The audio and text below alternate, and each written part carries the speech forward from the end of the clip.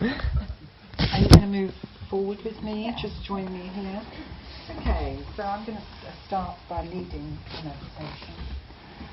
So there are no golden rules if you haven't meditated before, but what I always suggest is you try and keep your feet, my feet don't reach the floor. Oh, that's really nice.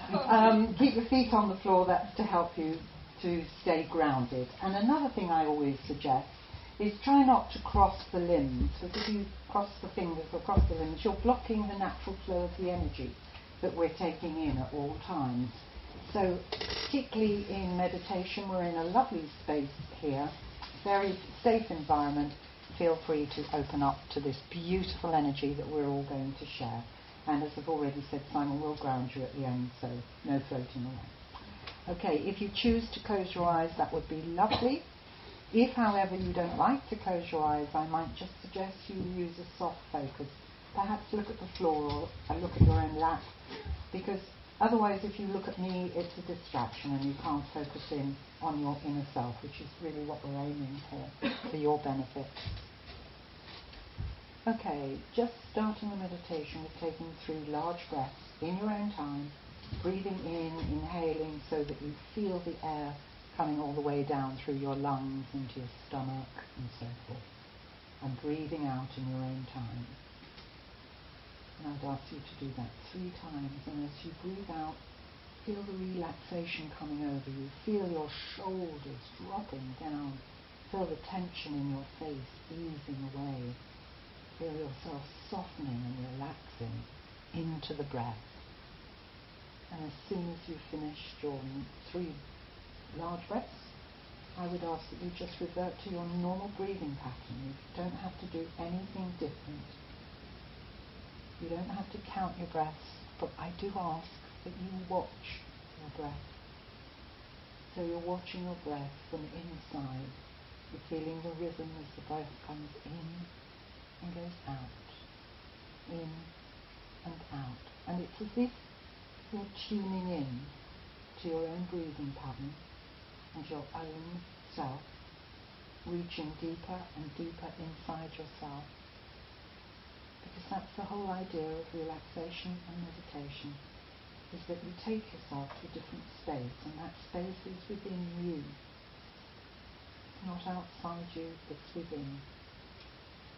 It's not floating away with the stars, it's deep within your own core. And you're breathing as you tune into it, and as I call it, watching your breath. You feel yourself gently drifting and tuning in to your higher consciousness. And now I'd like you to take your awareness down to your toes and your feet, the soles of the feet in particular. Imagine there that you have tiny roots at the soles of your feet, and just visualize those roots pushing very gently down through the foundations of this building and finding their way down into the earth. And they move deeper and deeper and deeper into the center of the earth. And as they reach the center of the earth, visualize a beautiful crystal and imagine your roots tying very gently around that crystal. And sense that you're being held very safe by Mother Earth. Take your awareness now back into the feet themselves, the toes, at your feet and ankles and toes, all the bones, all the muscles, let them softly relax. And quietly to yourself, just repeat, I give my feet permission to relax.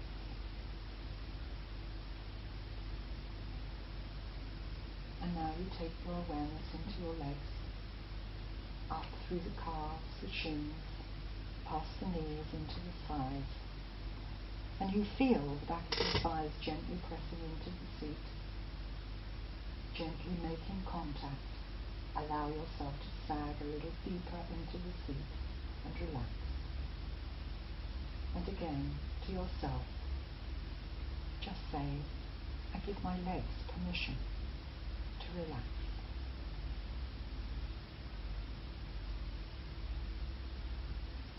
Take your awareness now into the hips, into the sacral area, the lower organs, the pelvic girdle area. Feel your buttocks pressing into the seat, gently pushing down, supporting you, let them relax. I give the pelvic girdle area permission to relax. And now your awareness is moving up through the torso, through your stomach, through your rib cage, your lungs, the large organs, the heart, the spleen, the pancreas, the liver, the kidneys, up through the spine. Take your awareness into your torso, imagine it full of light and beauty, and allow it to relax. Let the tension leave your stomach. Let the organs soften, let your heart open with love. Feel your torso gently softening and relaxing, your back gently supported by the seat, and allow yourself to relax into it. I give my torso permission to relax.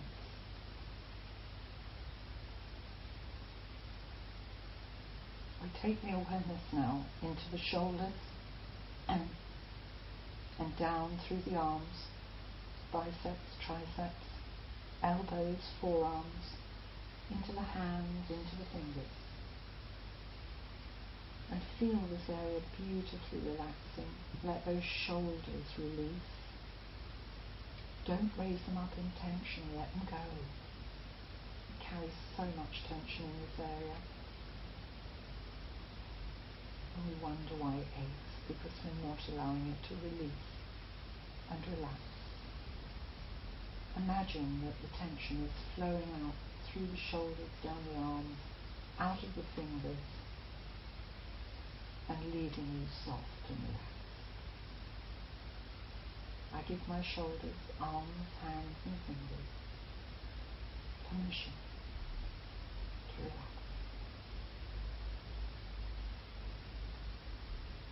Take the awareness now into the throat area and the neck. Again, as the vertebrae joins up with the skull, there's often a lot of tension around this area. Allow this area to soften. You may want to swallow and relax the throat. Allow the throat chakra to open gently. I give my throat and neck permission to relax. Now we move the awareness into the head, all through the scalp. Imagine each hair follicle releasing tension. Let it soften. Let it release. I give my scalp permission to relax. And here down into the face, the forehead. Allow it to soften. Imagine somebody's just gently stroking your forehead and soothing you. Let all those little worry lines dissipate. And the eyes, they gently soften and fall back into the sockets. The nose softens. The cheekbones, the jaw relaxes and releases the tension. Your mouth softens, and maybe the lips just part gently as you soften all of your face, allowing complete relaxation in this area. I give my face permission to relax. I give myself permission to relax. I give myself permission to find an empty space within me, to allow all thoughts and concerns, anxieties and worries, certainly for a few moments, to drift away. and leave you in peace.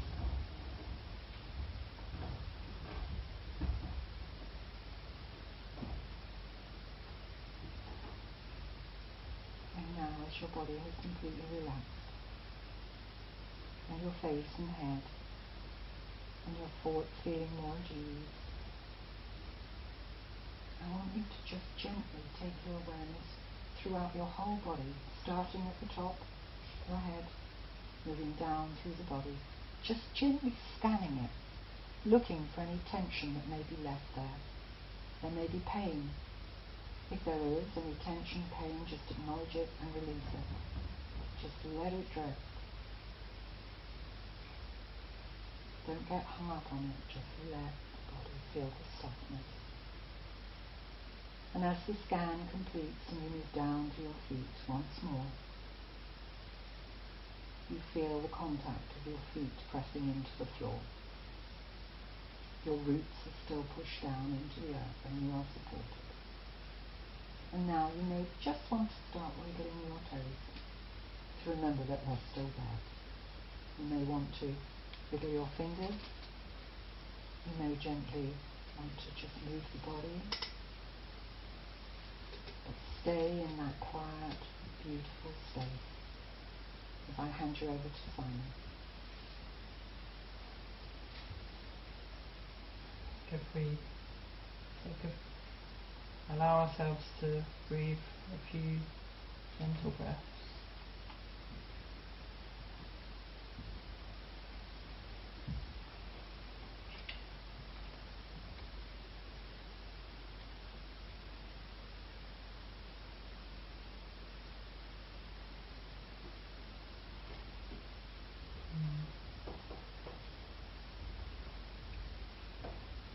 Take a deeper in-breath and prepare yourself to chant Harry on.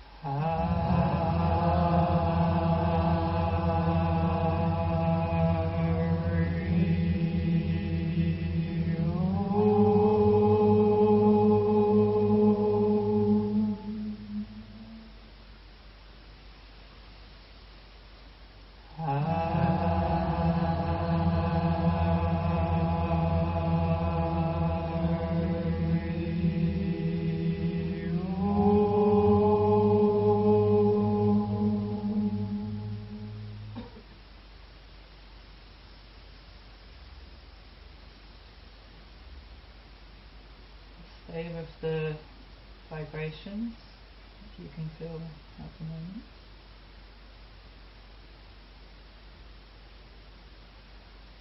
Just for a few more moments.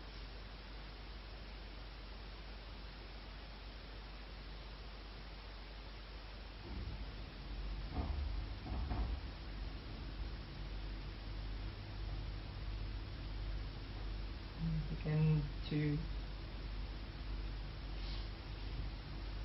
start to sense different sounds in the room, near or far.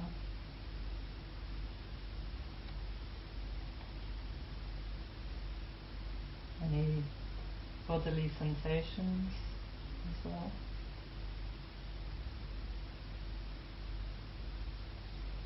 The temperature.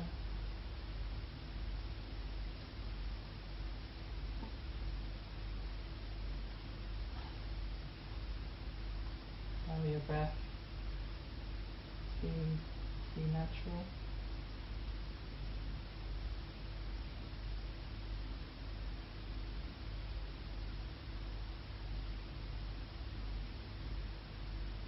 And gradually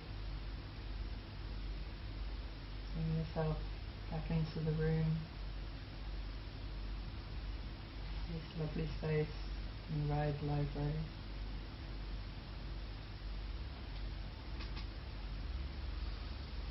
Being gentle with yourself, and when the time is ready, and open your eyes. Be aware of what you see when you open your eyes as well. Gentle with yourself as you can.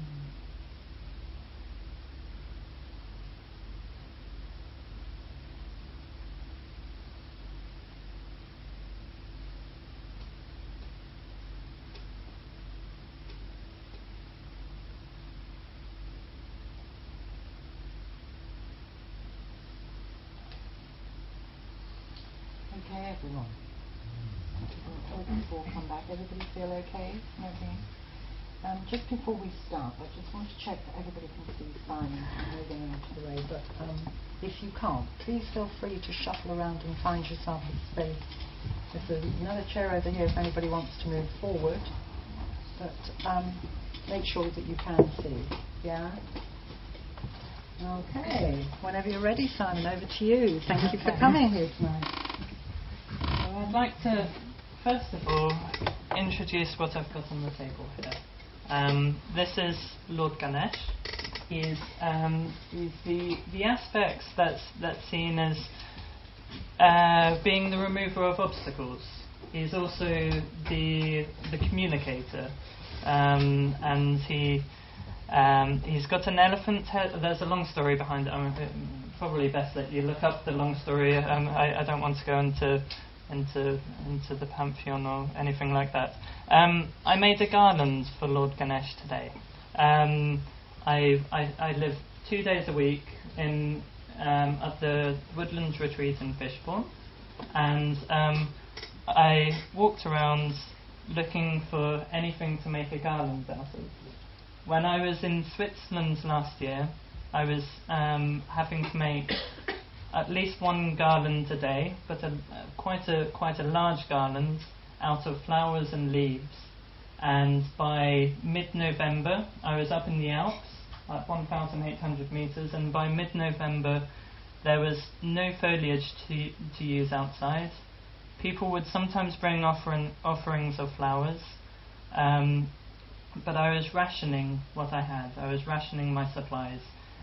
Every day I had to make a very long garland, at least one, if not 2 or 3 or maybe even 5 some days.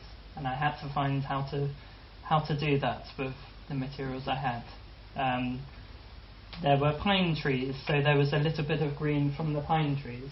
I went for long hikes to find any shrubs in the area that I could use. And normally I would use 1 or 2 flowers in each garland. Walking around the woods today, it's a different situation because there are lots of berries and there are lots of leaves, but there aren't any flowers.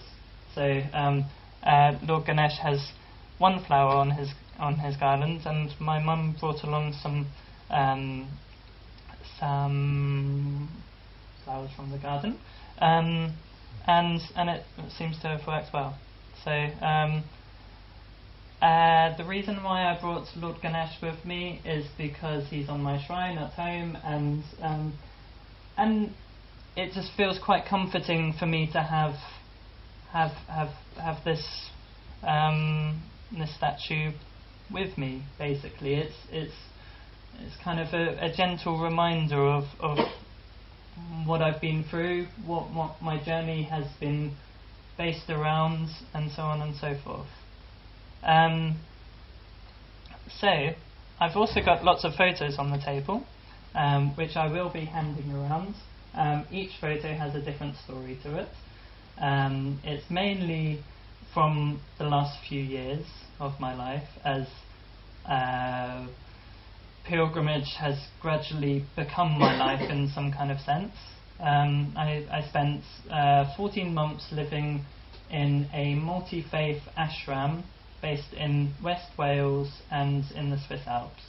And before that I felt like as if I was on a spiritual pilgrimage, but I didn't have a base at the time.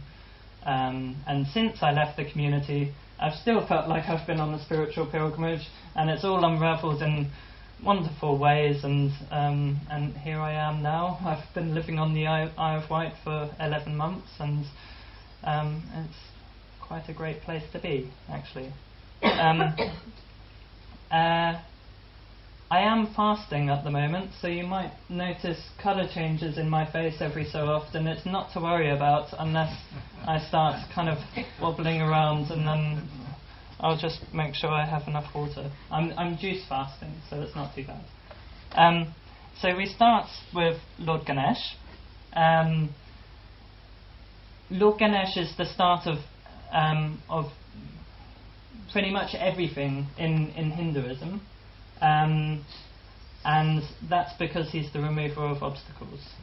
And this photo is Lord Ganesh at Scandavale. It will come around. It might just take a while to get to the other side of the room. And on the back of it, I have a little chant which I invite you to read. And it basically says, Om Ekafindaye Vidmihi, Vakrafindaye Dmihi, Tano Threndi Prachodiyat, Om Gam Ganapate Namaha. Do we have to learn that? Say? Do we have to learn that? No, no, it's fine. It's quite complicated to learn. When I was living in the ashram, I didn't learn these mantras very quickly. I would have a book in front of me in all of the services and all of the ceremonies and so on, and I would have my head in the book for a long time. I mean, I didn't stop using the book until I'd already been going to the ashram for about 3 years. I first went to the ashram in 2011, so it does take a long time to learn these, but I find them very, very useful. They're very helpful in stabilizing my energy. They're very helpful in grounding me as well, especially if I find myself in a difficult situation. If I'm out in a very cold wind with it hailing and so on, chanting a mantra over and over will actually stop you feeling the harshness of the reality of the situation. It does focus you in another way. So that's Lord Ganesh. And then this is also from Scandavale. This is Guru Sri Subramaniam. He's a Tamil man that came to London in the 1950s.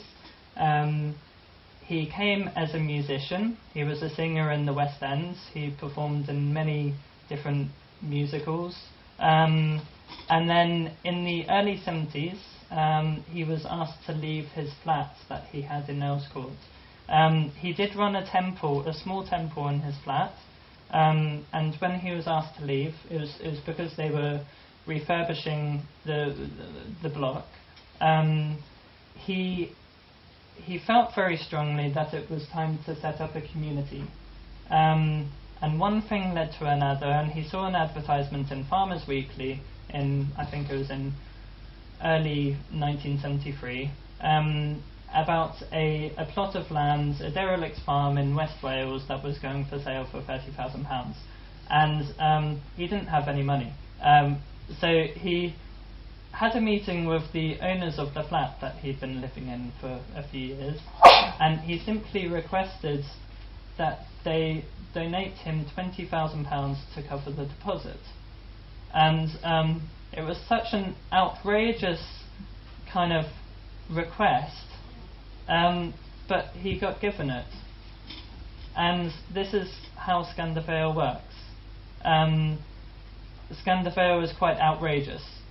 Things are unpredictable there. Things are kind of unexplainable. They've never asked for anything outside of that request initially. They've never asked for anything, and they get up to 1,000 people visit every day in the summer, bringing offerings of rice, of oil, of fruits and vegetables, of different dried foods and all kinds of different things, and the community only uses, despite cooking freely for everyone that comes, all the food is free, it's a part of the hospitality there. They only use about 5% of the food that's offered. So the rest is redistributed to charities in the area, mainly through the Fair Share network, which I don't know how it runs on the island, but it's basically to food banks and to different charities so that people get the food that they need, essentially.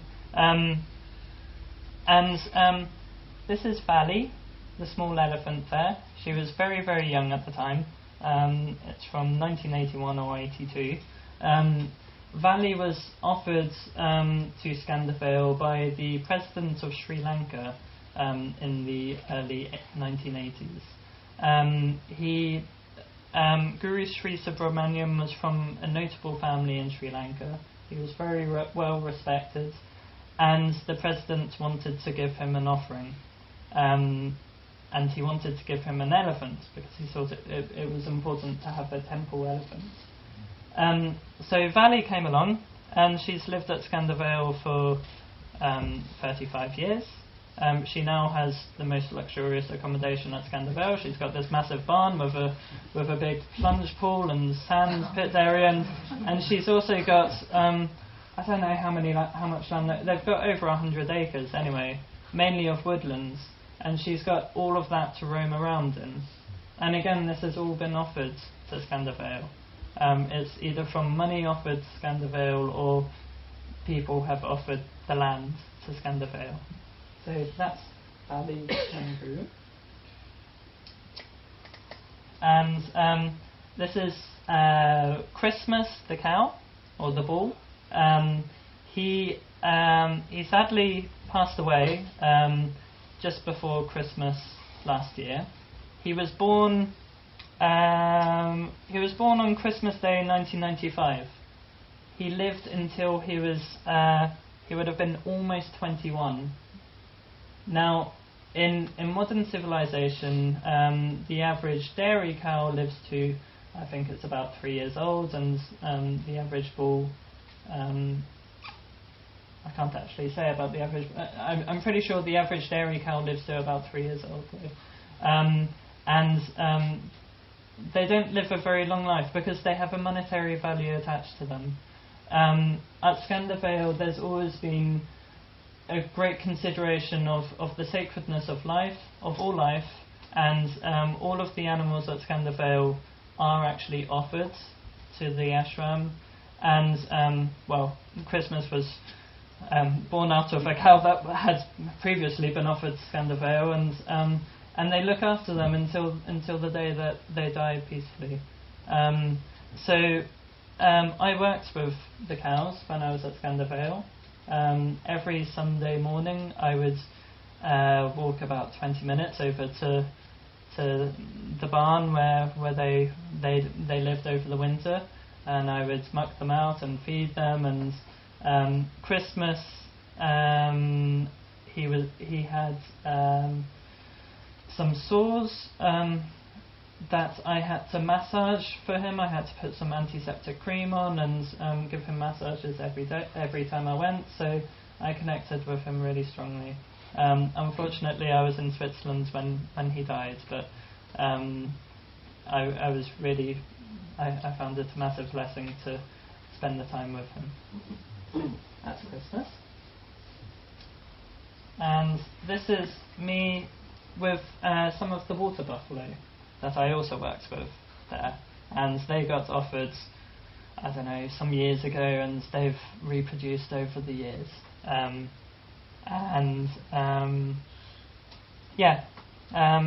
enjoyed working with them.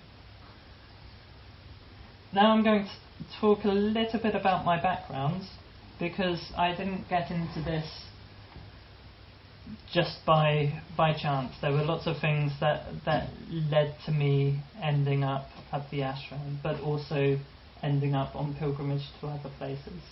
My mum is sat right here, Wendy Jilley. she's a meditation teacher. She's been a Buddhist for, I don't know, since the 70s. And my father also, he's been a Buddhist for a long time. So I had a Buddhist upbringing, in whatever way that means. They never forced anything on me. In fact, they encouraged me almost to go and find whatever meant something for me, and so I would get taken to Marpa House, which is the Buddhist centre that I grew up around, but I was always encouraged to go and find what meant something for me. When I was 17, I had a relationship breakup that hit me very, very hard. I had been with my girlfriend for 14 months, and I was 17. It was a very intimate relationship, and you know, being 17, I felt like as if I was in love with her. I broke up with her because I had a bad dream, and then I regretted it, and I tried to make amends, and she said no, and then it left me in a bit of a sorry state of affairs. But it took a long time to kind of come back to myself in a way, but I had some great experiences, really, really nourishing experiences in that time. I was struggling a lot. I was crying for sometimes for hours each day. It really hit me hard. But I remember very clearly, if I would close my eyes, I would see a halo in front of my face. This was really significant for me. It was like as if I was being protected. No matter how much suffering I was having, there was something there for me in some way. There was also a star in the sky. I would go for walks every night, and there was a star that I would often see at night. And whenever I would see it, I would feel like as if I was receiving a hug. And this was amazing for me. That's what gave me hope. That's what gave me a lot to believe in. Also, I had a very, very younger sister, a half sister, not from my mum, a half sister, who was born in 2006, and this was 2007 when I had the breakup, and it was great to have her around in my life as well. But there were a few people,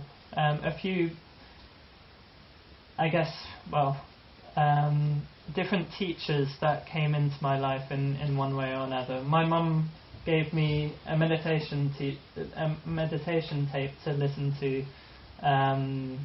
One day I got home from school. She was out working, but she left a tape on the dining room table saying, "Give this a listen, it might help."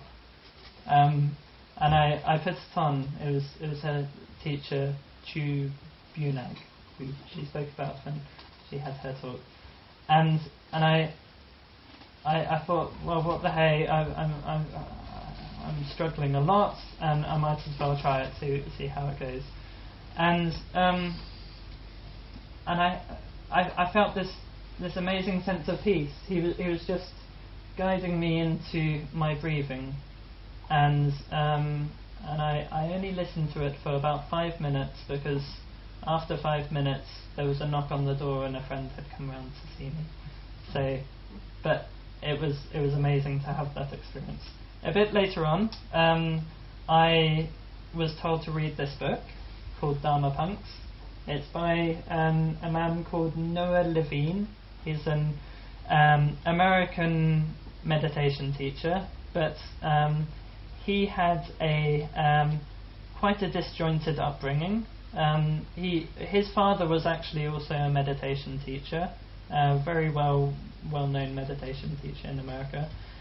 And but he got into drugs, and Noah Levine got into drugs, and he got into punk music, and at the age of 13 he was having tabs of acid, and and so on, and then he got into stealing things, and he ended up in jail, and he was suicidal in jail. He was trying to kill himself. He was trying to hit his head against the wall, but he kept on just passing out. So he couldn't even kill himself. And then he decided to ring his father for his one phone call of the day. And his father told him to focus on his breaths and count his breaths. If he goes off track with his breathing, if his mind wanders away from his breathing, then come back to the counting, and he would have to count to 20. Once he got to 20, he could start again at 1. But if his mind went off at all, he would have to come back to 1. And this gave him salvation. It gave him something to live for. It gave him release. He was liberated from his suffering to some extent. He went through the 12-step recovery, and forgave everyone that he'd done wrong to, and asked for forgiveness from everyone he'd done wrong to, and I found this extremely inspiring. I hadn't been through that drug time, but I felt, okay, I've got to get started with my life, and yeah. By the way, if anyone would like to ask questions at any time, do raise your hand. I forgot to say that at the beginning, but yeah, please do. So, when I was 18, I managed to drag myself through my A-levels. So I struggled with them. The breakup did affect me a lot, and to have to spend a lot of my time in life doing this schoolwork seemed a massive ordeal. So when I finished, I just wanted to go off, to really escape everything, to run away from everything in a way. And my brother had travelled to a G8 political summit the previous year, and he'd hitchhiked there from King's Lynn in Norfolk. And I remember very well when I was in the car with my mum when we dropped him off at the main roundabout in King's Lynn, and he didn't think that he could get a lift out of King's Lynn. The only reason why we dropped him there was because he'd missed the train leaving King's Lynn. So, he reluctantly decided that he would hitchhike from King's Lynn because the next train wasn't for an hour. And so he stood at the exit of the roundabout, and then Mum was so stressed out that we had to go to Tesco's and buy lots of wine, and and that worked out really well for me. I got quite a taste for rosé at the time. I have actually stopped drinking this year, so there's maybe a reason for that. So we were only in Tesco's for 15 minutes, and then we came back round the roundabout, and we saw that my brother wasn't there anymore. And he contacted us later on saying that he got a lift with a lorry driver going to Calais. Wow. From King's Lynn in Norfolk, which is quite a serious distance, and he got a lift on the ferry as well with the lorry driver. I think the lorry driver was Russian and spoke no words of English, so their communication was quite vague, but he inspired me a lot. My brother getting a lift so easily, and so one day when I missed my bus to school, I decided, well, maybe I'll stick my thumb out.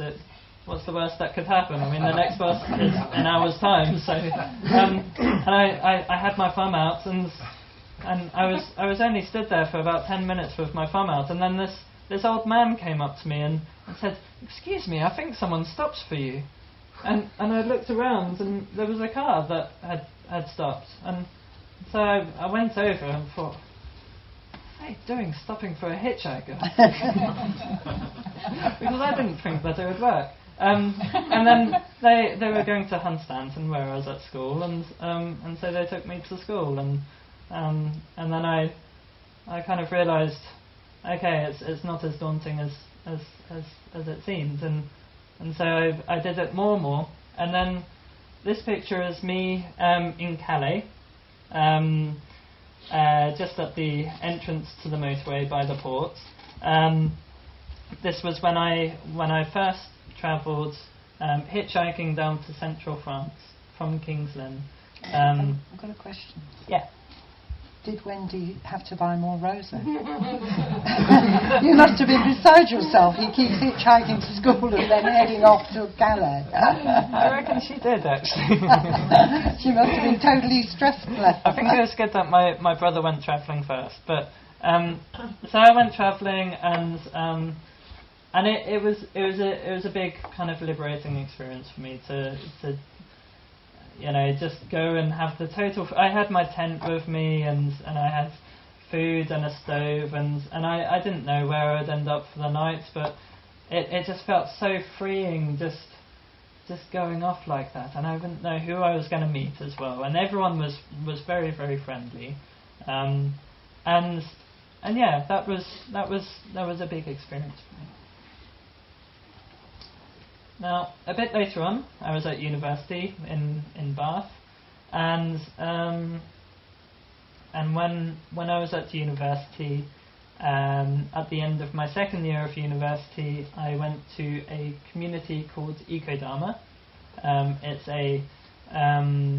a Buddhist community in the Pyrenees in northern Spain. Probably about 1,200 meters. So not massively high up, but it was very, very remote, a few miles from the nearest kind of hint of civilization, up a little stony path. And when I was there, that was pretty much when I learnt about meditation. I learnt to meditate sometimes for a few hours, and I found great benefit in that. And then when I came back, my dad gave me a book called Be Here Now, and it's by a guy called Ram Dass. And what have I? So here's a quote from Ram Dass, and it says, this is actually from the book Be Here Now. It says, "You're standing on a bridge, watching yourself go by." And just let that sit for a moment. You're standing on a bridge, watching yourself go by. And that kind of hit me quite hard, actually. Kind of made me realise that I'm carrying this body, I'm carrying this mind, I'm carrying whatever it is to be me, but really I'm watching it in a way. There can be dramas in life, but once you realise that you're just watching the dramas unfold, you're not so much caught up in it anymore. Yeah, that's around that. And then a few years later, April 2014, I'd been living with a friend of mine in Brittany for a few months, a friend from university. This was a few months after finishing university, and my mum led a retreat for a few days, which was great. Very, very small, just meditation and different mindfulness exercises. And I felt it wasn't working out between me and my friend running this place. We were kind of running it as a retreat centre, but we'd had one retreat and it was all quite a big ordeal. And so my brother wanted to share his birthday in Portugal, and my friend Alex from university was keen to come as well, and neither myself nor Alex had any money, so we decided we would hitchhike, but we didn't even have money to buy food. We were I had a little bit of money, but I was reluctant to spend it. Alex had none. He'd used up all his student loan. He was still at university at the time, so he was going to get a student loan instalments again. But I didn't want to use all my money covering our food costs. So we hitchhiked from England down to central Portugal, and we would ask people for food. We would ask at restaurants. We would ask people. We would ask at bakeries. We would even ask at supermarkets if we could have some of their waste food. And we got down to Portugal, and then we were happy and healthy, and we'd been quite well fed. We got given bottles of wine by people, which we took down to our meeting with my brother, and we had a good feast with some wine in a square in a place called Condeixa, near Coimbra in central Portugal. And we would explain to people that we were on pilgrimage, and that's why we were travelling with no money, and I think really I didn't know if I was on pilgrimage, but it felt important. It was important actually saying that we were on pilgrimage, because it changed our consciousness whilst travelling. We were very aware that in some way this was a spiritual journey, and that was for me kind of my first real pilgrimage, conscious pilgrimage. Now moving on quite a bit, and we come to this year. And earlier in the summer this year, I was meeting my friend Lucy quite often and discussing possibly walking the Dragon Line of the Isle of Wight. And then we made plans for it to be a public event and to be a pilgrimage for the healing of the land on the Isle of Wight. The Isle of Wight is pretty much under threat from possible fracking, from oil or gas exploration, and it would be very dodgy if this does happen on the Isle of Wight, because our fault lines are quite unstable. We have landslips on the south side of the island, and we have lots and lots of water supplies. If anything became polluted, it would be quite a big issue. So we went on this pilgrimage of the Dragon Line, and we started on, I've got the dates on here, Thursday the 17th of August I started. The official start was the next morning, but I went to the Nostrils, which some of you might know. It's below Culver Cliff, and it's these two caves that they must be facing. They face directly east. And I was told when to go to them. Obviously at low tide. You don't want to go at high tide, or when the tide's coming in any way. You want to go at low tide or when the tide's going out and it's safe to go out. It's quite a scramble to get around there. And I performed 2 pujas in each cave, or 1 puja in each cave. A puja is basically it's chanting and singing and giving offerings in whatever way. It can be to whatever you feel like, giving offerings and chanting and so on. So I did that, and that was the start of the Dragon Line pilgrimage for me. And then my mum gave me a lift up to Culver Down that evening, and I pitched my hammock in a thicket of hawthorns, and it was quite windy that night, so I was swaying around in my hammock and didn't get much sleep, but at least I rested a little bit. And this is at the beacon at Culver, and this is a plaque that we had a few of them that we would drop at different places across the island. We also had lots of stones.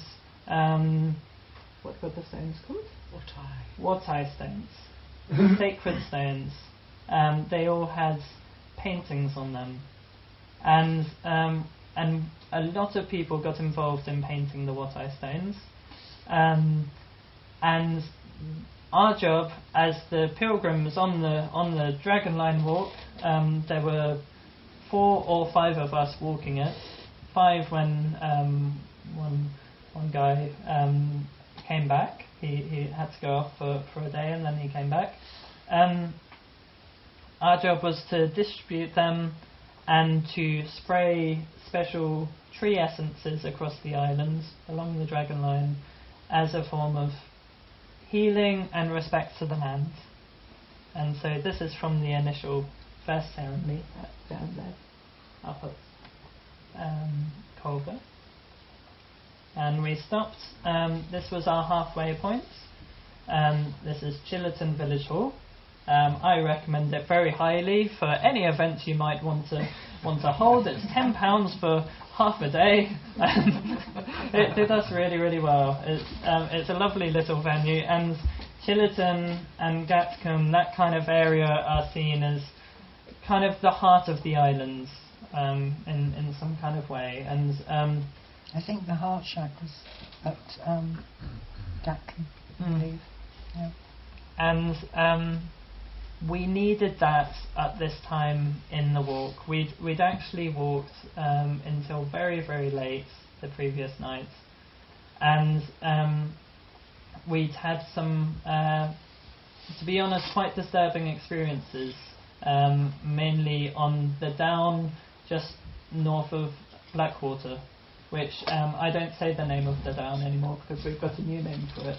We decided that we would have a new name for it to kind of give it a new character, basically. And we'd had some disturbing experiences around that area, and we ended up getting a taxi back to the Woodland Retreat, as Maitri was on the walk as well, and we stayed there for the night and then drove back to Chillerton for our afternoon of events at Chillerton Village Hall. And B. Stingle was organising all of that, and it was basically like receiving a big hug all afternoon. And then we didn't actually visit this spot on the walk. This is known by some as the Dragon Tree or the Great Oak. I won't say specifically where it is, but it's in the Bryston area. Some of you probably do know it very well. Jan has described it as the heartbeat of the island, the heartbeat of our island. When I was taken there, which was would have been probably just over a month ago, I stood with my hands. This branch actually comes right out to across the stream. There's a stream at the bottom there, and then the branch comes right out, and I stood with my hands on the branch, and I could feel myself kind of swaying, but also I felt it's kind of like the film Avatar, I guess. That's the feeling I got. Maybe some of you haven't watched it, but basically there's a luminous forest, and they go into this forest, and then the trees give off this kind of glowing thing that connects to them, and it connects them to kind of the source energy, and that's what I got at the Dragon Tree, and it's a massively healing place for me. We didn't go there on the Dragon Line pilgrimage, but we've been there since, and it's been a really significant place for me. And then this is the end of the Dragon Line pilgrimage. This is at at the Needles, also known as the Pinnacles of Ur. Is it Ur or Ur? Yeah.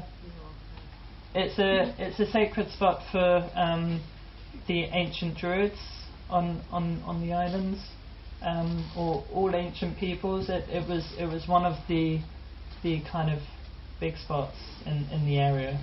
And when we came towards the end of the pilgrimage there was this amazing long cloud that looked like a dragon over Tennyson Down, over Tennyson Down, and it was also on the evening of the partial solar eclipse on Monday the 21st of August.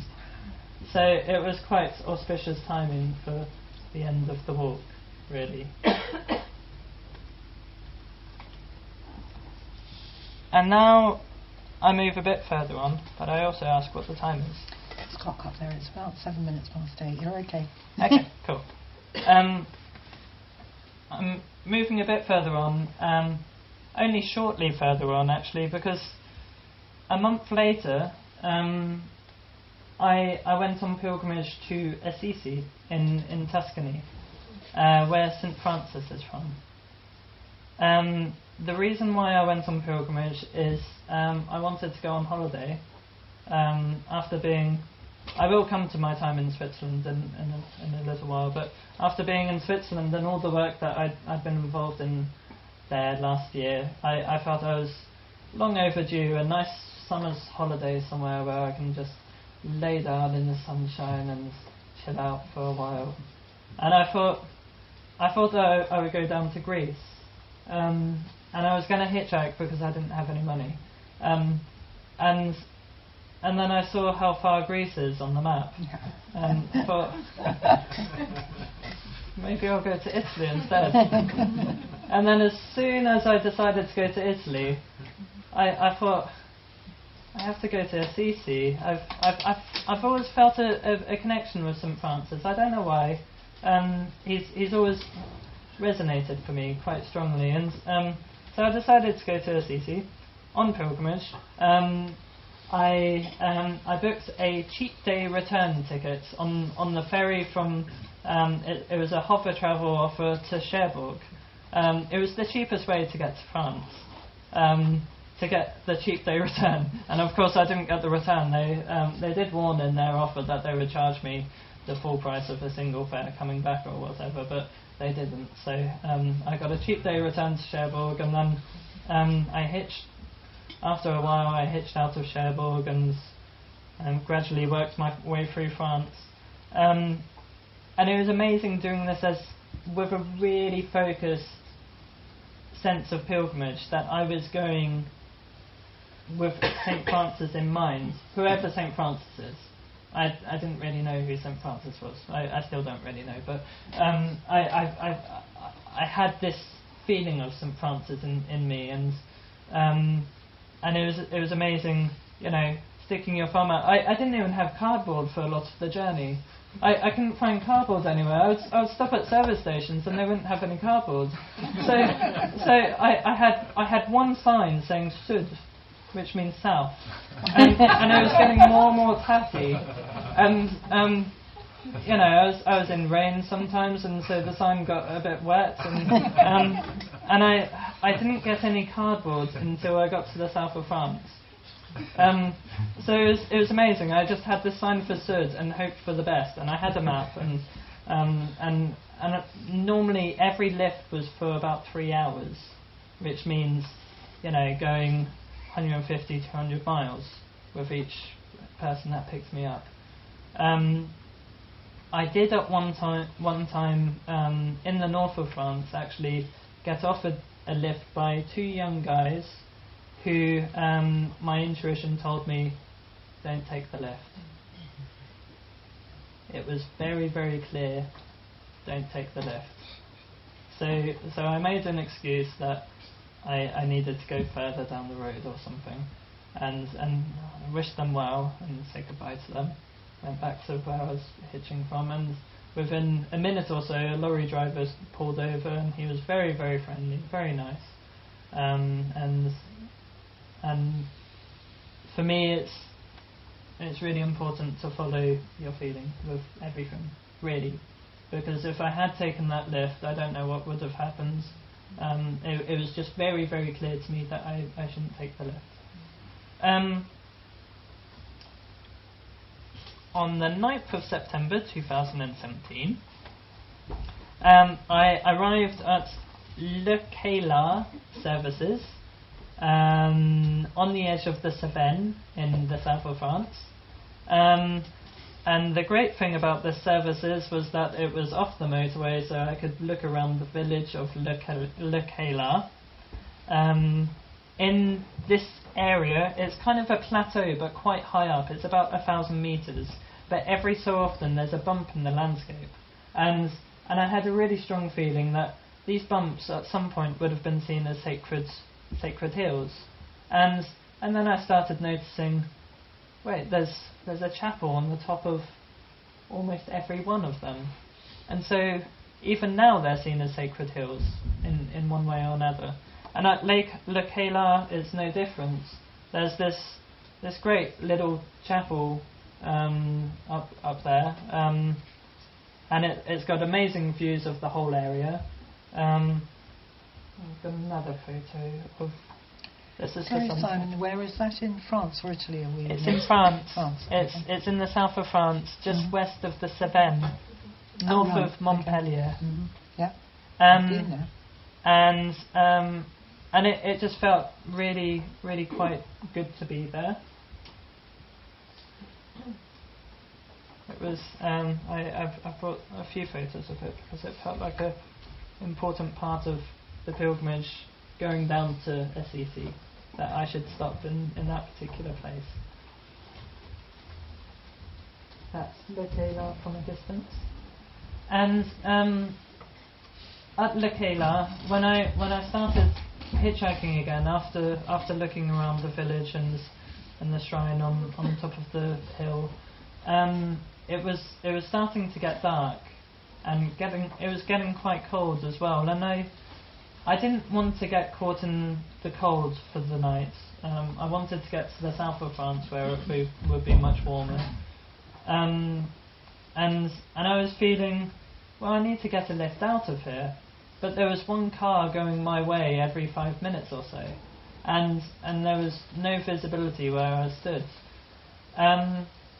And eventually it was probably about 11 o'clock, and I was thinking, this is silly, I just need to pitch my tent and I'll start again tomorrow and carry on. But there was something telling me, just wait a couple more cars. And it was like, I was clearly feeling just a couple more cars. And so I did, and 2 cars went past, and then something still saying, just wait a second. And then the next car that came stopped, and the man was going to Provence, and this is him, Michel, and we drove about 4 hours together, and he hosted me at his house for the night in Provence, and Wow. there's amazing smells there, and everything smells of honey, and it was just, I would have stopped hitchhiking if I would have listened to my mind saying I'm cold and it's getting windy and it's late, but I trusted this feeling inside me saying, let's keep going a bit longer, and this man stopped. And then I had some fantastic lifts with people. This was when I got in the car with 2 young couples, 4 youngsters who were telling me about their fun weekend they'd had. I won't go into details, but it was quite fun for me to be cramped in the car with them because they had no space in the boot, and I had to have my big backpack on my lap, and basically my head was like this, and they were trying to make conversation, and I was saying, oh, okay. But they were great, they were very nice. So they took me to Aix-en-Provence in the south of France, where when I was walking through the town I saw this which says Mother. For me, at Scandavale there's 2 aspects. There's There's Divine Mother, and there's the kind of male aspect of Shiva. That's the main two aspects. And so whenever I see something saying Mother, it's a sign for me, and it was like, oh, I'm being helped on this pilgrimage. Great. Simon, how do you cope with the languages? I speak French. You do? Yeah. Otherwise, I would, I guess, struggle a little bit. But I took a strange route going down through France to Italy because I needed to go to Cannes, where the film festival is, because I had been befriending a lady on the islands at a care home. I've been working with Independent Arts, the charity on the islands, and I'd been to see her every week for a few months, and she's from Cannes, and I felt a really strong connection that I had to go to Cannes for whatever reason. I didn't know what would unfold when I would get there. It was getting late, and I got a lift from a guy that said that he would drop me at the main services in Cannes, which I thought, oh great. And he dropped me at what we thought was the main services in Cannes, and it was actually this tiny little rest area with amazing views of the city, as this is. The sun was setting, there was just enough light to take a photo, and I realised that the main service station was actually a mile further up the road. So I took my photos and just, took in the majesticness of Cannes, and then I asked someone if they could take me to the next services, which is a mile down the road, and there was this young guy, and he was very happy to, and then he thought it was funny that he'd only taken me a mile down the road, but it was all I needed. I needed to go to Cannes, and I got to Cannes. If I'd been dropped at the main services, there were no views there of the city. It was just another normal services, and I wouldn't have been able to see Cannes. So that really happened for a reason for me. And then I arrived in Italy. I got a lift from the services, the Cannes services, to northern Italy. And I arrived there quite late and had a very hot night in the tents, and then I saw the sea for the first time the next morning. This was the 11th of September. And that day I had a few lifts, and eventually got picked up by a very nice Polish man who's been living in Rotterdam, and he took me down to Arezzo, or the junction for Arezzo, which was near where I was staying in Tuscany. I was going to be doing a work exchange for a week, so I would stay at someone's place, I would do some work, and they would give me food and accommodation. It's a really nice way of staying somewhere, and especially if you don't have money. And so I arrived. This was just before I arrived at the place I was staying. This is these hills in the background are basically the hills that St. Francis is known to have walked all around, and he gave teachings in all of the different villages in the area. And this was my room when I arrived that night, after 5 days of travelling, hitchhiking down to Tuscany, and I felt very good to have arrived there.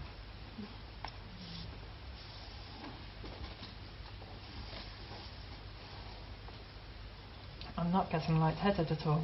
It's a good you're not sign. thinking about it. So, Tuscany is, I'm sure some of you have been to Tuscany, and it's a great place. It's really, really beautiful. Really green, forested.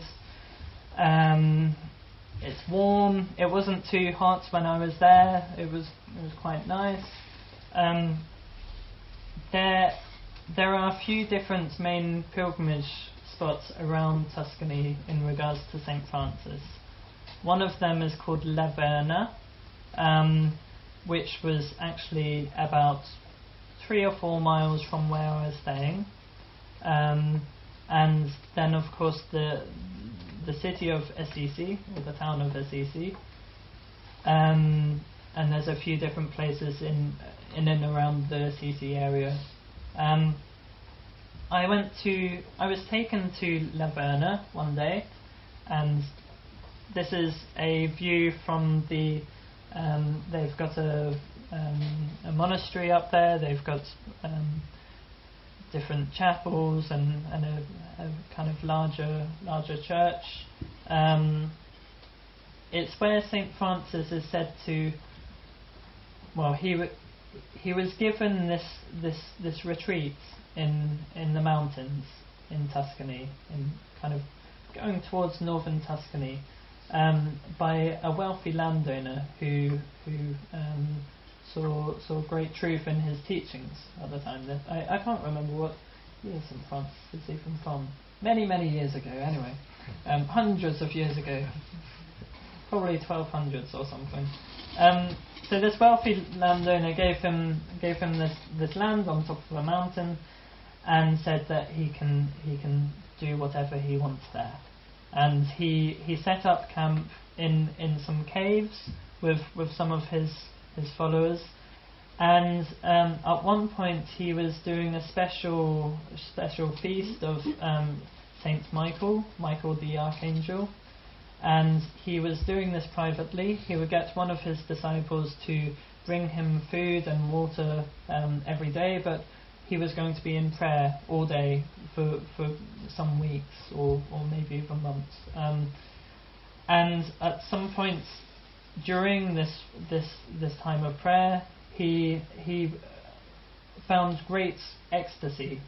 He was absolutely, it's hard to put in words. I mean, what does a saint feel? I can't really describe it. I haven't been through it myself. So, but he, as a result of this great ecstasy, he noticed these wounds on his hands and feet appear, which are what's they called? Stigmata. The stigmata, the signs of the cross. I don't really know what that means, but it's very, very significant, and he got it whilst he was at La Verna. So La Verna is basically a pilgrimage place for people in relation to the stigmata. But it's also quite a funny place, because when I went, there was probably about 100 monks there, Franciscan monks, all in their brown robes with the hoods and whatnot. And this photo is of the large cross on the main terrace area in La Verna.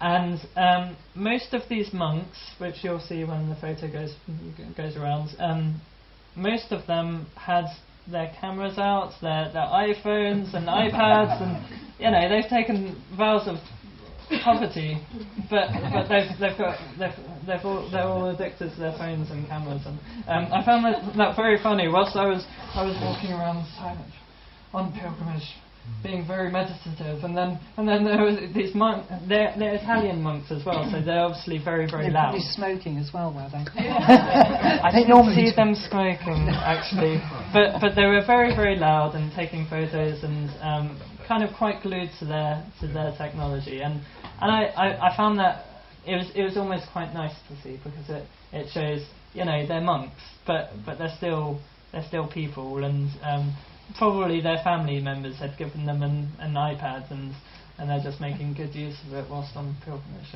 But at times it was a bit distracting how loud they were. But I think they noticed how quiet I was being, and so they deliberately were a bit quieter when I came past, because we met each other quite a lot. And then a few days later, I was taken to Assisi itself, the town of Assisi.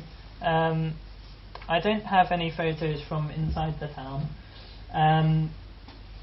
St. Francis is buried in the main basilica in Assisi, in the crypt of the basilica.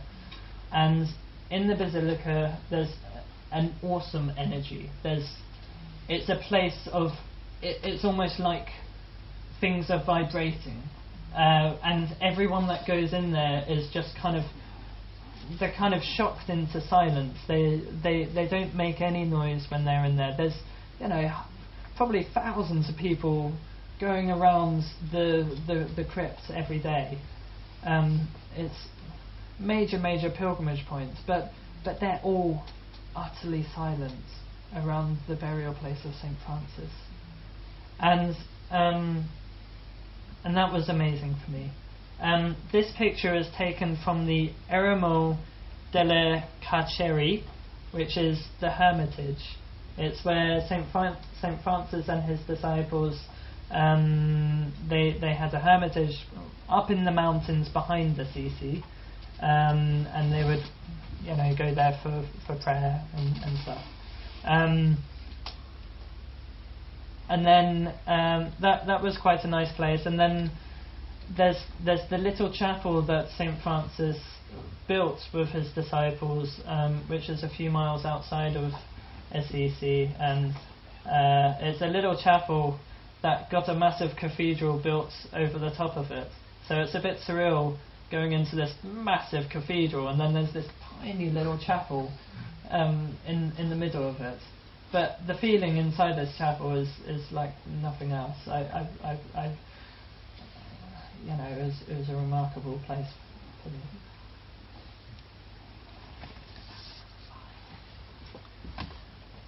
So after Assisi, I then hitchhiked up to Switzerland. I was living so I was living at Scandervale last year, half in Wales and half in Switzerland. I was involved in 2 temple building projects. In Wales, I was helping to build the extension of a temple out of cedar wood. I was working on that for about a year because I was visiting the community beforehand. And then I was sent to Switzerland because I guess they had belief that I was some kind of good builder or something, and I was helping to finish off the building work there, and it was quite an amazing time to be there. I was working with stone a lot. I was helping to sand the floor of the main kind of inner sanctorum of the temple, which was quite unbelievable to work with, and I was doing other smaller building projects whilst there. But my journey there, I'll just flick through these quickly because I've not got too much time.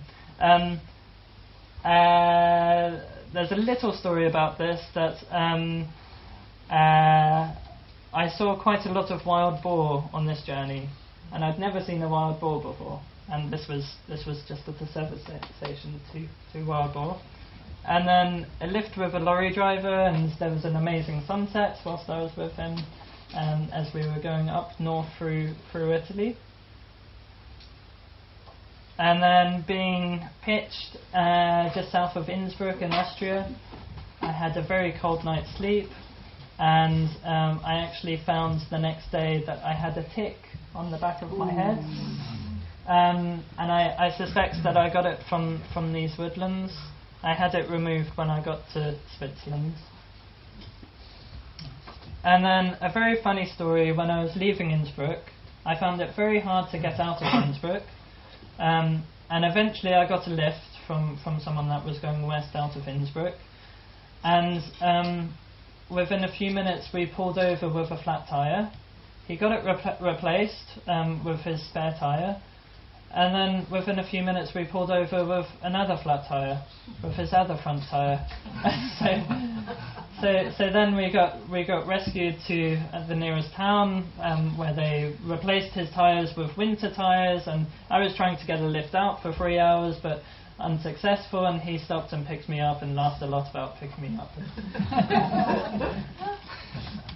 And I received an email from one of the monks in Switzerland, telling me if I arrived nearby at 5:15 in the morning, then he could give me a lift up the mountain. And this meant that I decided that I would try my best to get there for 5:15 in the morning, which meant travelling through the night. And I got very nearby to the point where he wanted to meet me at 5:15 in the morning, but not quite near enough. So I pitched my tent and just hitched a lift up the mountain later on, and this was the view up the mountain when I got there. It's a special place. So. And now a little bit about the building work I was doing. This was I got asked to build a structure around this character here is called Nandi. He's the sacred bull. He's always looking in the direction of Lord Shiva, who's the kind of very strong masculine aspect. And we had to build a shelter over him for the inauguration of the temple, because there were lots of people going to be coming and there would be special ceremonies at the ball. So we had to build a shelter. And this man I was working with, called David, was kind of trying to order me. Well, he was trying to be in control of what was going on, and then I knew that things had to be a bit different with the building, and then we ended up finishing the building, and we were sat on the roof, and he told me that it was the first building project he'd ever worked on. After us working for 2 days on it. Was it multi-faith? Yeah. Ashram. Yeah. Because obviously the Shiva and so forth is Hindu, isn't it? So it is. Yeah. Do they acknowledge other faiths at the temple? There's a Christian service every Sunday evening, mm-hmm. and they also. They acknowledge the birthday of Guru Nanak. They have a picture in one of the temples in Wales of Mecca. But what about like statues and things like that? Do they have like a cross or? They do. Yeah. Mm-hmm. They've got. So they're covering it. They're covering it to an extent. Mm. Obviously, in quite a Hindu way in a way, right. But I mean, a lot of people say, well, it's not really so much multi-faith because there's a lot of Hindu stuff going on, but they do their best to be as accepting. Well, they're as open possible. to it all, but fundamentally it's Hindu, isn't it? Yeah. Okay. So this was when we were pushing a shelf into place. The shelf was about that thick, made out of, we called it space rock, because a scientist that was working with us said that it's got too much metal in to be of the Earth, and so he implanted the thought in our mind that it might be a meteorite. It was very hard stone to work with anyway, and that slab was about that thick, and it was 1.5 meters long, so talking 300 or 400 kilos, and obviously we had a method for getting it in place. This is the main statue in this temple. It's called Somaskanda Murti, and it's got the Shiva in the form of the lingam, the kind of the roundish bit in the middle, and then it's got serpent heads round the back, which are seen as Subramaniam, who is more of a warrior aspect, like a dharmic warrior, a warrior for ethics on the planet. And then the round the base of the statue is seen as an aspect of Shakti, of the feminine. So it's a combination of the masculine and the feminine.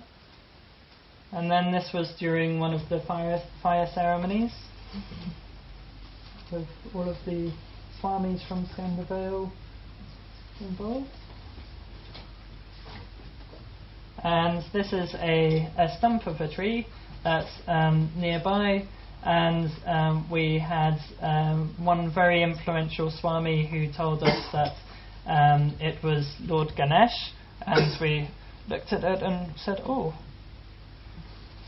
does look like the head of Lord Ganesh, and so we kind of respected that, and it got given a garland. And this was the main statue. I think that was at the end of the inauguration weekend when the temple was kind of established, with lots of rituals going on over a long weekend.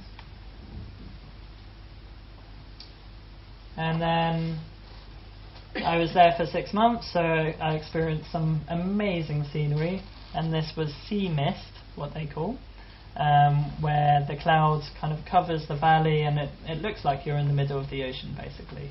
It's quite amazing.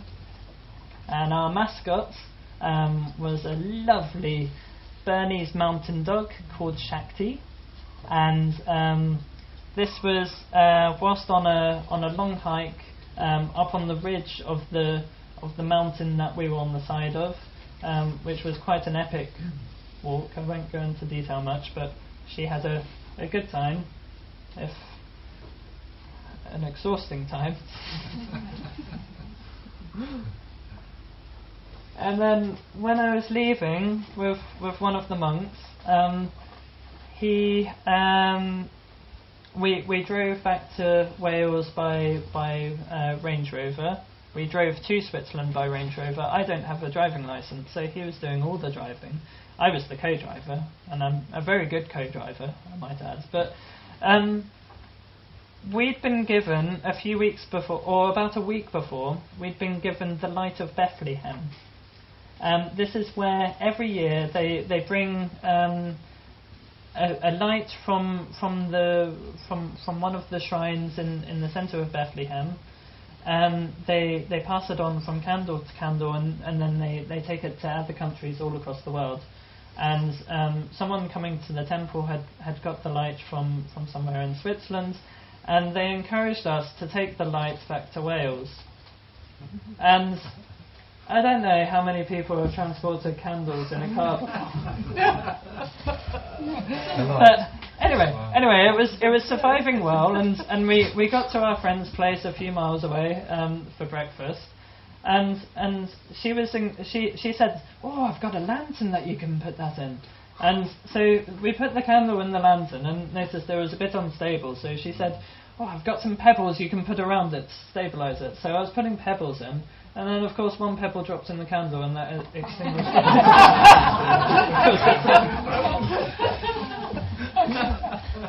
it. So my pilgrimage to Switzerland and Assisi in September going into October of this year came to an end. I flew back to Stansted from Basel.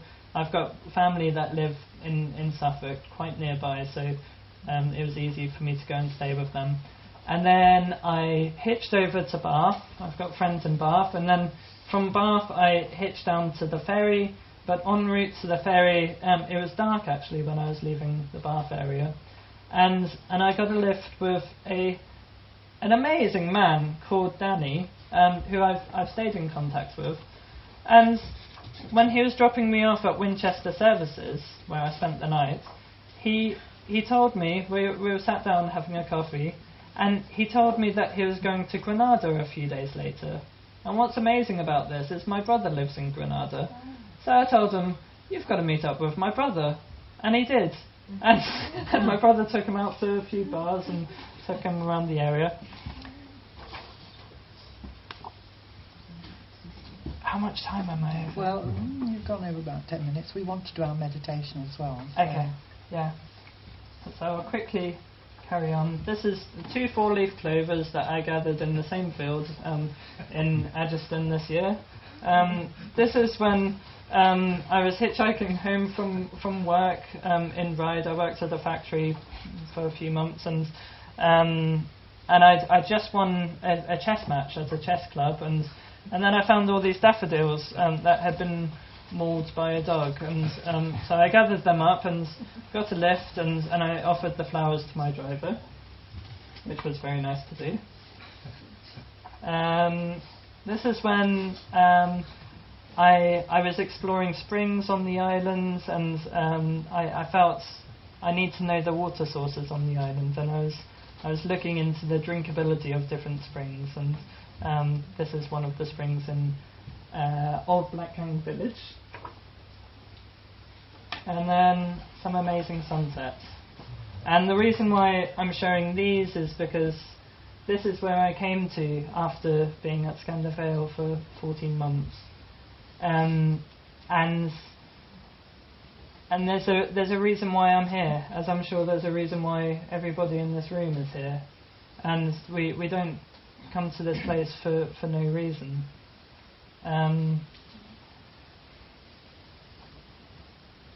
This is a miniature door I made this year, kind of a bit of a tangent. This is my wonderful motorcycle that starts whenever it feels like. I have to have great patience with this.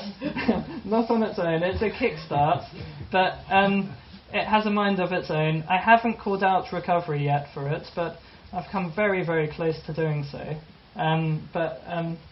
That's quite a challenge for me. Did your intuition not help you when you were buying it? Oh, it told me a lot. It told me definitely buy it. Oh, did it? That's the thing. It was very, very cheap, and I knew it had work to be done on it. This is a long barrow in Kent that I stayed near earlier in the summer. And then we move on to the final little section, which is people that have inspired me along the way. And this is a very, very special lady who I saw this weekend for the first time. And she's called Amma, and she's known as the Hugging Saint. She travels all around the world every year, giving hugs to millions of people. Literally, she's given over 30 million hugs. Yeah. And she's a great humanitarian leader. She, gives out free health, or her organisation gives out free healthcare all in Africa and in India, and she has universities there and so on. And it was great having 2 hugs from her, and it was great. And this is the Swami that I said about pointing out the elephant head. He's called Swami Murali Krishna, and he's a very laughy chap. He's seen as being a very, very significant person in India. He's seen as being a guru, and he has thousands of people coming to see him every day. But he came to Switzerland when there were only a couple of hundred of us there. This is the shrine of Christ and St. Francis at Somaskanda Ashram. And there's great stillness in kind of worshipping Christ in this mountain setting, basically. And then this is Guru Sri Subramaniam, who you would have seen a photo of earlier. For me, he's my guru. I never met him in person. He died he died in 2007. But ever since I first went to Scandal Vale in 2011, there's been something about him for me, and more and more I realise that he's my teacher, and it's funny because he doesn't have a physical form, but he's my teacher. And this is St. Francis. And Shirdi Sai Baba, who some of you might know. He's quite a mystical guy. He died in 1917, but he's said to be still around very much, and he often appears to people in different forms, and he's come to me in a few dreams. And then this is at Marpa House, where I was brought up around, and I still feel like as if I'm at home whenever I go back there. Even though I haven't really explored the teachings of Buddhism so much, I still feel it's a great homely place for me. And then my final great teacher is Mummy Bear. Without Mummy Bear, without this teddy bear, I don't know how I would have got through the work at Scandal Vale. It was intense, and I always had my bed to go back to with my teddy bear there. So, thank Thank you very much. Thank you And so I'd much. like to, before we go on to any questions or anything like that, I'd like to just lead us into chanting another thing, which goes Om Shanti. So it's Om Shanti Shanti Shanti, and it's done 3 times. So it's Om Shanti Shanti Shanti done 3 times, and you can just follow me again. But maybe the drum as well. yeah, after the Shanti, Okay. or maybe It's up to before you, the Shanti. but Actually, don't forget the drum because it's so good. okay. I could do the drum first then. Yeah. And then the Shanti would be a nice kind of calming afterwards. Yeah. So at Skandervale, the practice is focused around Bhakti, which basically means worship, and Karma Yoga, which means selfless service. It's seva, selfless service, so normally in the form of work. And in the Bhakti, it's in the temples, and there's a lot of chanting, but also a lot of singing. And I don't know what I'm going to sing yet, but it seems like I should sing to Lord Ganesh. And it will be very, very simple. Excuse my tonality; it does whatever it feels like, but it might be good. But do join me and help me out with it as well.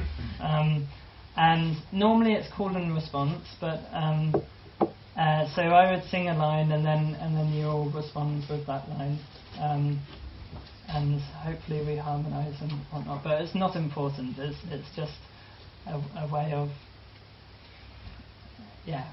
kind of celebrating in a way. Jai Jai Jai Jai Ganapati Deva. Jai Jai Jai Jai Ganapati Deva. Jai Jai Jai Jai Ganapati Deva.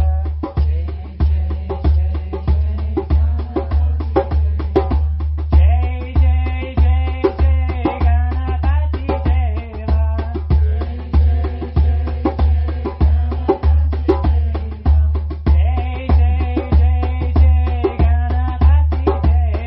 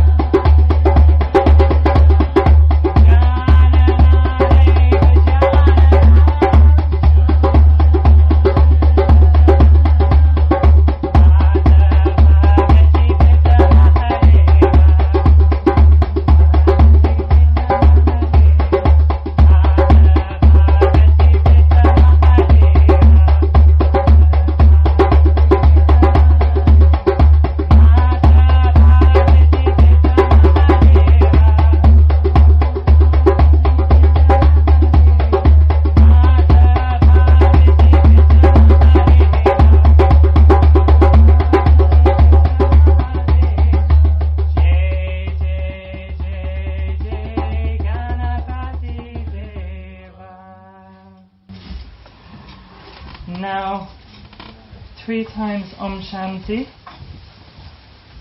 So take a deep breath. Om Shanti Shanti Shanti. Om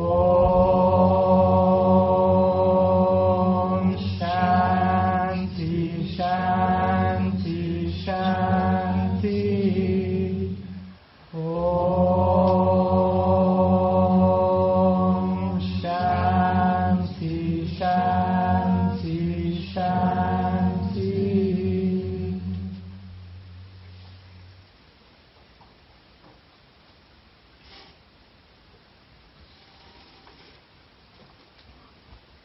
Namaste.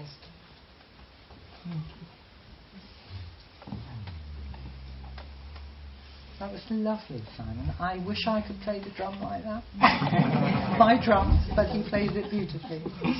Any questions for Simon? Sorry about kind of rushing through the second half, by the way, but it seemed to work. Dana told me I had 5 minutes left. An hour later. That's okay. We can all have a cup of tea in a minute. And there are refreshments and everything over there, by the way. And just help yourself. But we've run over a bit, but it'll be fine. Don't worry. And I think that was an amazing evening. I don't think we've ever hosted an evening quite like that, have we? But it was really fabulous. It was so different. And I'm just very pleased that you've come and shared your story with us. So thank you very much for coming.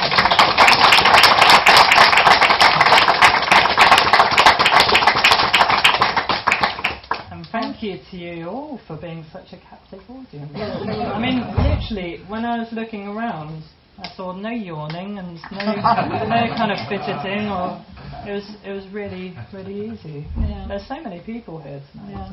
Yeah, we've had a great turnout. Thank you all for turning up. Really made a beautiful energy in here, and as I say, it's quite different to anything else that we've done at Positive Living. And just to remind you all that in December we've got another meeting before, and we're having it a little earlier in the month this time of December because of the festive season, and I'm sure you're all very busy around the Christmas time. So we're going for Tuesday the 12th of December. Something again really quite different, and that's what I love about the Positive Living Group. I keep finding all these really unique people with something different to offer, so never know quite what's going to happen next. We've got Sandra joining us on the 12th of December. If you haven't already met Sandra, she's the lady who greeted you at the reception as you came in. Sandra plays a very unique instrument. It's a crystal harp, and it's not a harp in the true sense of playing as we would imagine, but she plays it with what do we call one of these? Anyway. Balance, I would imagine. Yeah. But it's made of tubular crystal, has the most exquisite sound to it. There are only 2 of these instruments in the country, and one of them's here on the island with Sandra.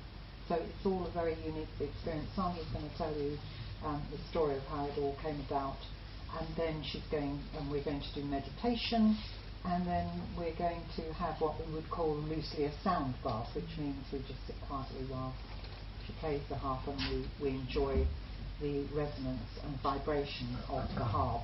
So again, something really quite different, but I thought it would be a really nice way to move into the festive season, have something of that calibre. So it will be a bit different. So that's the 12th of December. You will be receiving an email from me just to remind you, so don't worry if you've forgotten. And so other than that... Can I make two announcements as well? I should think that would be fine, Simon. So my mum runs a fortnightly meditation group, Buddhist-based meditation group in Wight, at the chiropractic... Ride Chiropractic. Ride Here at Chiropractic. George Street, just down there on the right. On the 2nd and 4th Friday of the month at 7:30 p.m. Probably arrive for about 7:15 if you would like to do some Buddhist meditation. She's been a teacher for many years and has inspired me a lot. And at the Woodlands Retreat, we are actually converting a space into being a place for this kind of bhakti, this kind of worship, and I don't know how long it will be.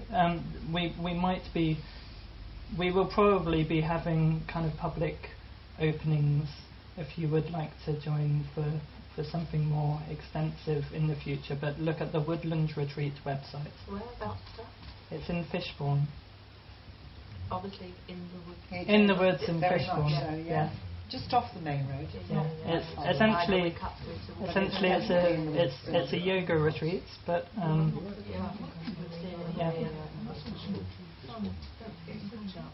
Oh, sorry, I've got lots of handouts for people. As there's, I printed only 30 of them, but are there 30 of us here? There might be. Oh, there's some. Yeah, some people can share if they come together. Okay. Just hand them, let them go around you. And there are some small print ones if there's internet. Okay, that's it, everybody. Thank you again all for coming. Thank you again to Simon. And do help yourself to refreshments. I've gone through a lot of trouble before I get to So, have you got a question? I've got an announcement. You've got an announcement. 21st of next month, it's at the Roman Villa, all afternoon, 2 p.m. onwards. There's a group meditations and there's a very interesting chap coming over to the island, a chap called John Rennick, who's a world expert on Vedic architecture, and it should be a very, very interesting talk he's giving on how to create space which is perfectly aligned with energy. So it's 21st of next month at the Roman Villa. What time? It starts about 2ish. Okay, 2 o'clock, Roman Villa, 21st. Fit it into your busy schedule. Okay, thank you, everybody.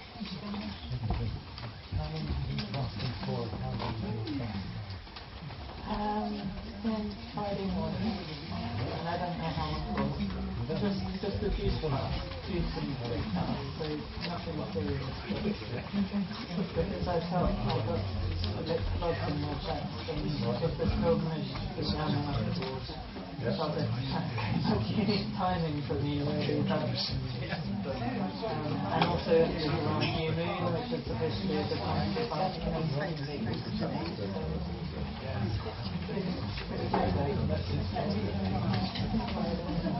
I might be I still feel a little bit clogged in my head.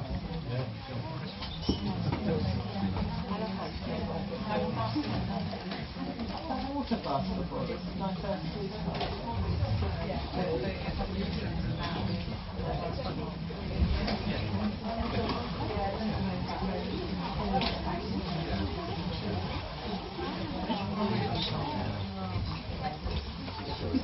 I had a badminton match last night,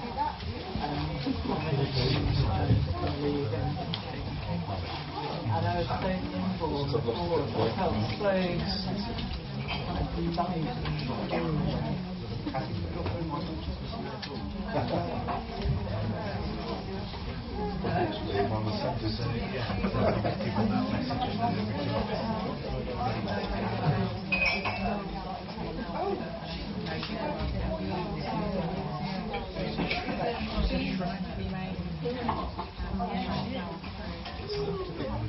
Thank you.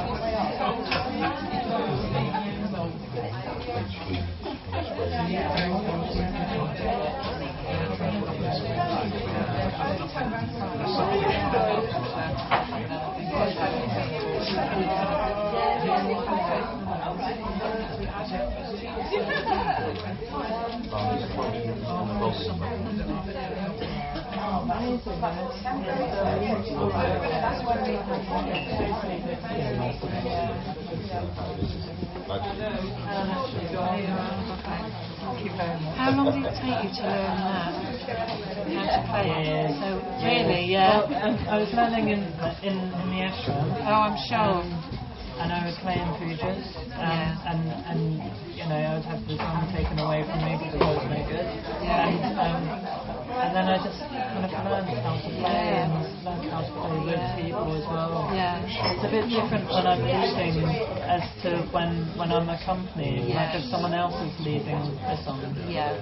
Then I have to totally work with what they're energy doing. is. I know. And it's really So different, isn't it?